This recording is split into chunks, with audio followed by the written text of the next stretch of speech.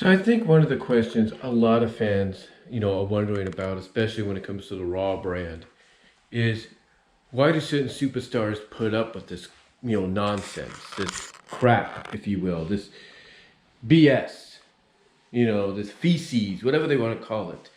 Why do they put up with it? Why do they put up with this nonsense, if you will? I mean, last night at the end of Raw, and I didn't even have to watch it because I watch the YouTube clips. I listen, I read, what people have to say on Twitter, hear the reactions, or read the reactions, I should say. And then later on, hear what they have to say as well. And let's just say the segment that ended Raw last night did not sit well with anybody, especially with who it involved. And that person that was involved in this segment was Shayna Baszler, the Queen of Spades, the longest, one of the, if not the longest, NXT Women's Champions in history. Someone who, in a way, helped headline a pandemic edition of WrestleMania against Becky Lynch, the man. A dream matchup people have been wanting to see. Someone that won, basically, when you think about it, basically helped NXT dominate Survivor Series a couple of years ago when she caused Bayley, the former longest running SmackDown Women's Champion, to tap out and get a clean victory for NXT. That Shayna Baszler last night, from what people saw and were talking about, was put into a segment at the end of Raw, the main event segment, where she was being haunted, tormented, and if not pretty much possessed at the end, as some people would look at it, by this lily doll of Alexa Bliss, who everybody has criticized, basically was gifted, if you will, Bray Wyatt's Fiend gimmick. And unless, like I said in the previous video, this is to finally make Shayna into the monster, the monster dominating star that she was supposed to be when she first came on board. If that's what this is meant to do, then fine. Let it be that reasoning. But still, when people saw this, and even I heard about it, I do agree.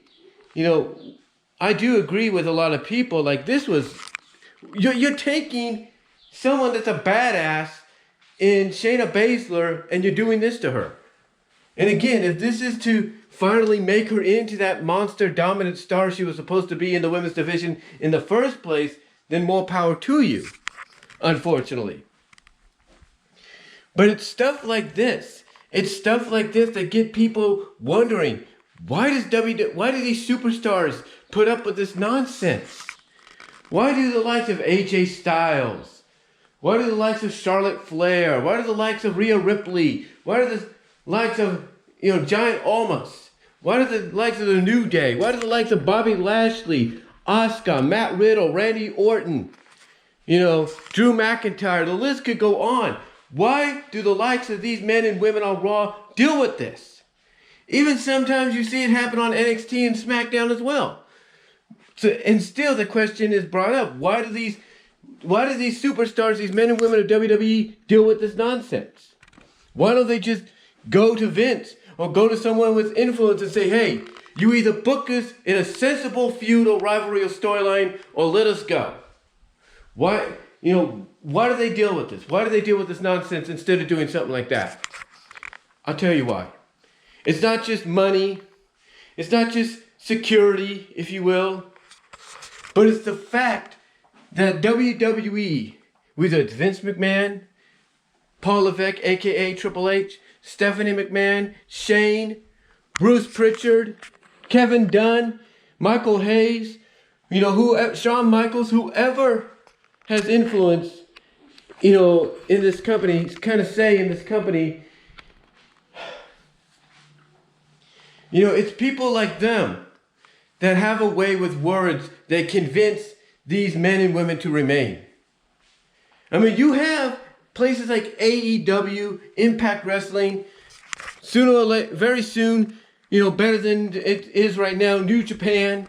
You got all these places, MLW, you got all these places, and yet they decide to remain here. And the question is, why do they do it? Why are they dealing with it? And like I said, I think it's because of the way those that I just mentioned, those with influence, have a way with words. They could say, yeah, you want to be released and try to go to AEW, that's fine, but how do you know AEW will be around in the next couple of years? What if they're not? Then where do you go? That's probably what they're doing. They're probably saying, oh yeah, you can go to Impact Wrestling, but who's to say Impact Wrestling is going to be around for much longer? Or, oh yeah, you can go to New Japan, but who's to say New Japan will be around much longer? Or MLW, how do you know MLW will be? They got a way with words to convince them to stay. That's why they put up with this nonsense. Not just because they're getting paid good money to do so, but mostly because of the fact that instead of boycotting, instead of just walking out and saying, I'm not dealing with this crap like a Stone Cold Steve Austin did, it's the fact that, they're doing this because of, they're dealing with this because of the fact that those that have influence have a way with words. They have a way with words to convince them to go through with it. And like I said, it's not just, it's not just telling them, oh yeah, you can be released and go elsewhere, but how do you know all these places won't be around anymore in the next couple of years? They have a way with words. They have a way to convince them. And maybe they're telling them, hey, if you do this, we'll double your pay. We'll give you more money. Just do it. Take part in it. You might help lead us back to our attitude era, our ruthless aggression era. Stuff like that. And again, it gets a lot of fans when they see this, wondering, why do the superstars deal with this? Why do they even accept it? Why don't they just, in many fans' eyes, why don't they just tell those with influence to, to stick these ideas and shove it up the where? Why don't they do that? Because, again, it's the fact that these people have a way with words. They have a way with words. And maybe, this might be crazy to sound, maybe these superstars that deal with this crap, maybe they realize, hey, I only got a couple more years on my contract. After this is over, I can leave. If they choose to. Or they realize, hey, this is only temporary. Once we get back on the road, things will change. Things will get better. And maybe they will. Who knows? Because road fans, as I said in one video in a live stream yesterday, are different from fans you already have established. Or virtual fans or whatever. But yeah, the question obviously is, why do they deal with this nonsense? Why don't they do something about it? Why don't they stand up? Because again, like I said, those that have influence have a way with words, both ways. When it comes to wanting to leave and money-wise and convincing-wise and all that. But what do you guys think? Do you think these superstars should keep dealing with this? Or do you think they should just take the ball and do a Steve Austin and go home? Let me know what your thoughts are down below. Comment if you like. And I will talk to y'all later.